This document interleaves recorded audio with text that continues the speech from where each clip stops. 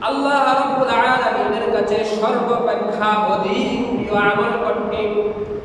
রাসূলুল্লাহ সাল্লাল্লাহু আলাইহি ওয়াসাল্লাম আব্দুল্লাহ ইবনে মাসউদ রাদিয়াল্লাহু তাআলা আনহু এর জবাবে বললেন, আল্লাহ রাব্বুল আলামিনের কাছে সবচেয়ে অধিক প্রিয় আমল হচ্ছে সময় মতো নামাজ আদায় করা।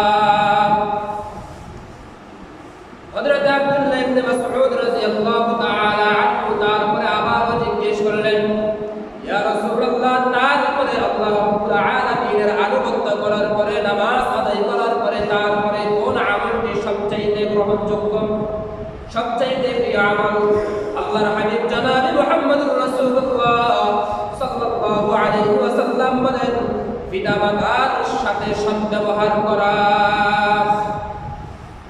তারপরে আবার হযরত আব্দুল্লাহ ইবনে মাসউদ রাদিয়াল্লাহু তাআলা আনহু আল্লাহর হাবিবকে জিজ্ঞেস করলেন, ইয়া রাসূলুল্লাহ, তারপরে কোন আমলটি আল্লাহ রাব্বুল আলামিনের কাছে সবচেয়ে অধিক প্রিয়? আল্লাহর হাবিব বললেন, আল্লাহ রাব্বুল আলামিনের পথে জিহাদ করা।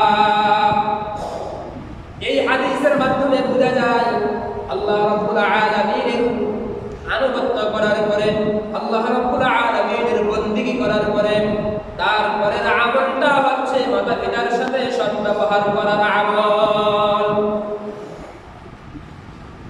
এজন্য যে আল্লাহ রাসূল সাল্লাল্লাহু আলাইহি ওয়াসাল্লাম তাগীদ দিয়ে বলেছেন, দুনিয়ার যে বান্দার প্রতি আল্লাহ রাব্বুল আলামিনের বান্দা-বান্দী মাতা-পিতা খুশি হবেন, তার প্রতি আরশের আল্লাহ রাব্বুল আলামিন খুশি হয়ে যাবেন।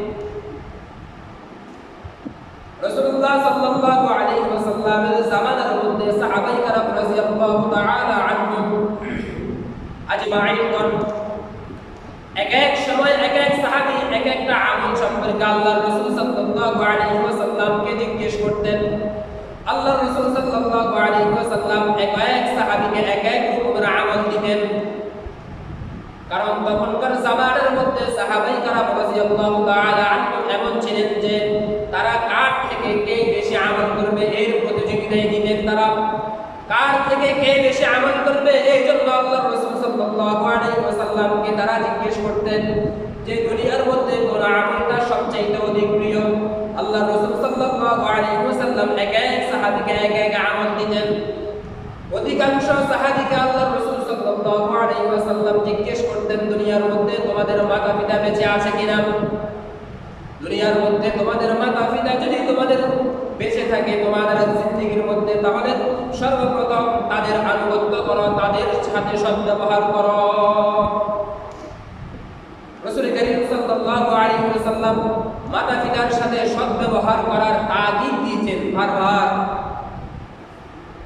শুধু তাই নয়, যাদের মাধ্যমে দুনিয়া দেখেছে, এই দুনিয়ার কুল কায়নাতের আল্লাহ রাব্বুল আলামিনের নিয়ামত রাজিগুলো দেখেছেন, তাদের সাথে যদি সদ্ব্যবহার না করে তাহলে দুনিয়ার কার সাথে সদ্ব্যবহার করবে? তাদের সাথে যদি সদ্ব্যবহার করা আমাদের কপালে না জুটে তাহলে দুনিয়ার কার সাথে সদ্ব্যবহার করব আমরা? যদি মাতা-পিতাই আমাদের প্রতি অসন্তুষ্ট থাকে তাহলে তো আমাদের কোনো প্রকারের আমলই কবুল হবে না। যত প্রকারেরই কুরবানি করি না কেন, যত প্রকারেরই ইবাদত করি না কেন, সবগুলো অসম্পূর্ণ থাকবে, অসম্পূর্ণ। কোনোটা আমল পরিপূর্ণভাবে আল্লাহ রাব্বুল আলামিনের কাছে গ্রহণযোগ্য হবে না, কারণ মাতা-পিতা অসন্তুষ্ট এই জন্য। আর যদি মাতা-পিতাকে রাজি খুশি করে ফেলতে পারি তাহলে আমরা যতই আমল করব, অল্প হোক, সেই আমলের মধ্যে বরকত হবে। আমরা দুনিয়ার মধ্যে যত রুজি করব, যত কাজ করব, সকল কাজের মধ্যে আল্লাহ তাআলা বরকত দিবেন মাতা-পিতার দুআর কারণে।